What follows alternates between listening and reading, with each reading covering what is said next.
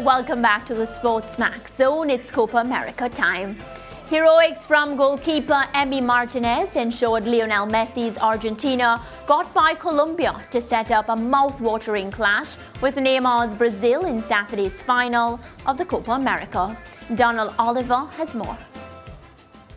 Argentina only 7 minutes to open the scoring against Colombia in their semi-final, with Lionel Messi earning his 5th assist of the tournament, teeing up strike partner Lautaro Martinez.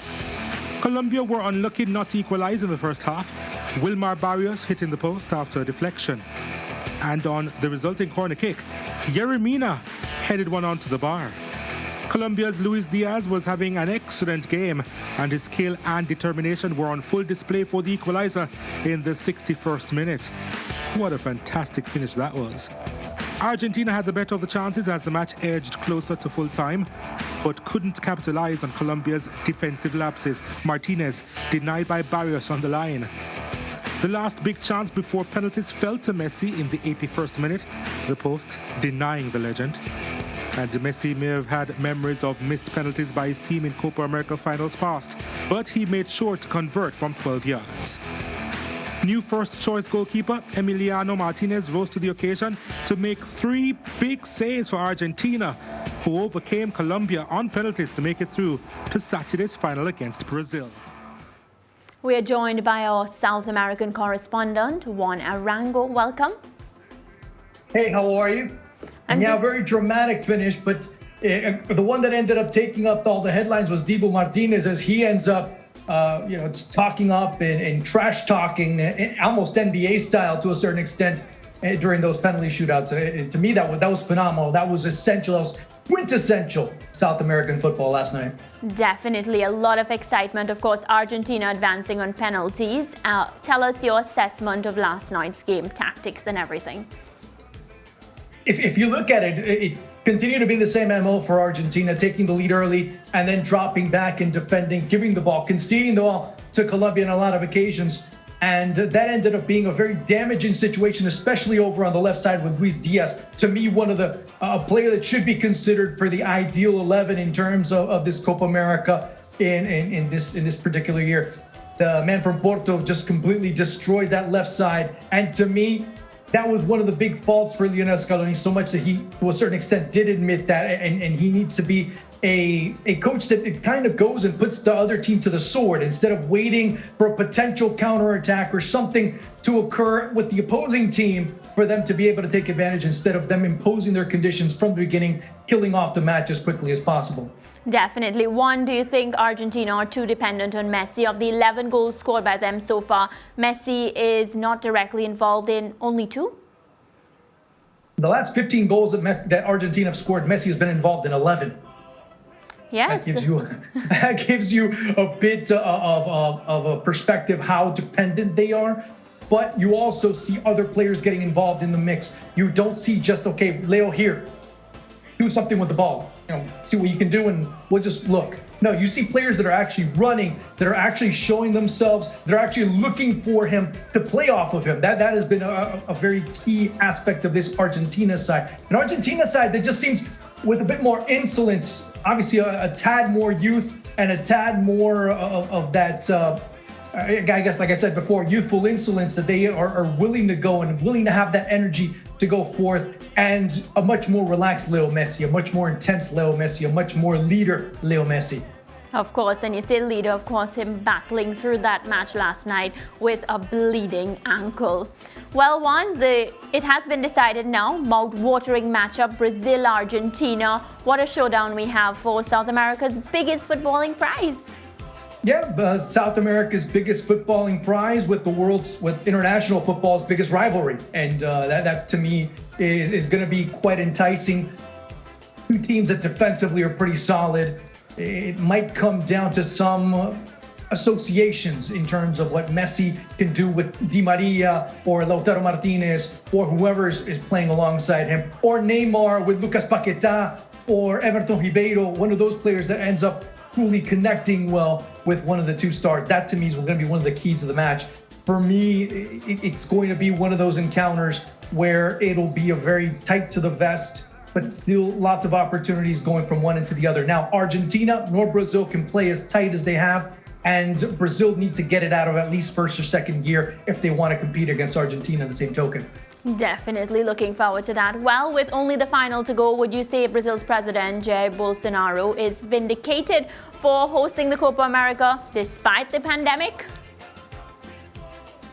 You know what? That's something that the Brazilian people have been against, and they're still against. One of my colleagues happens to be in Rio right now, and he said he was asked, what do you see Brazil jerseys? Like, no, I see Flamengo jerseys. So there's been a great deal of apathy in terms of the public perception of the Copa America. There hasn't been a lot of support, although people do watch it. Meanwhile, in Argentina, it's a completely different issue. Of course, being a little bit more distant, Argentina currently going back to Buenos Aires, to their training ground, and being focused on the task at hand.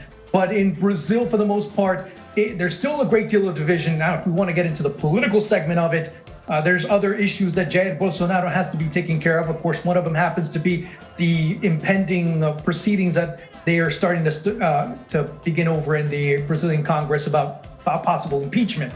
Yeah. So this is one of the propagandistic types of things that he's looking to do. Of course, with the elections next year in sight, there's a lot of other aspects of this that we can delve into, but of course we don't have much time to. But it can be in the short term a bit of a success story for Jair Bolsonaro if you look at it from that perspective. Definitely. And if we are to just zoom in on Argentina, based on the football that we've seen them play so far, would you say they are deserving to be contesting the final?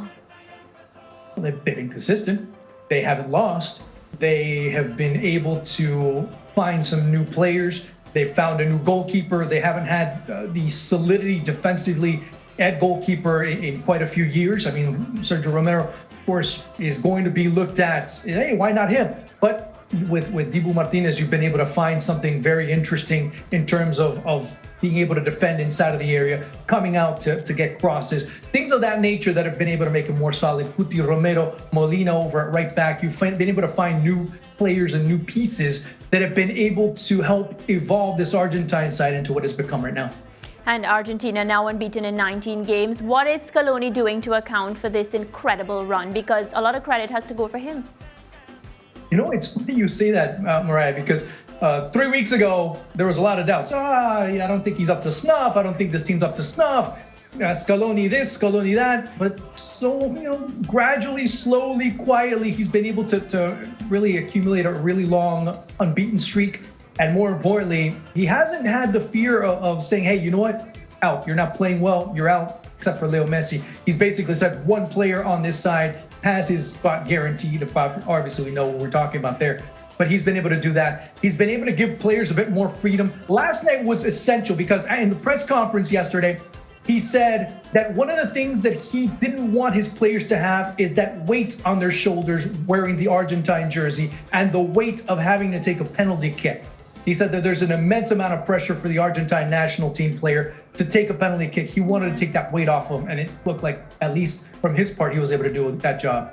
Definitely. I think what excites me the most about this matchup is Lionel Messi against Neymar. Of course, two different generations. For me, I'm saying father and son. Of course, we know Messi's legacy is on the line. He leads the tournament both in goals and assists.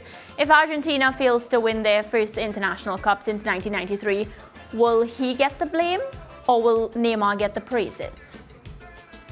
It'll be a bit of both, but we have to see how that match turns out. I don't think it would be fair to go from one extreme to the other.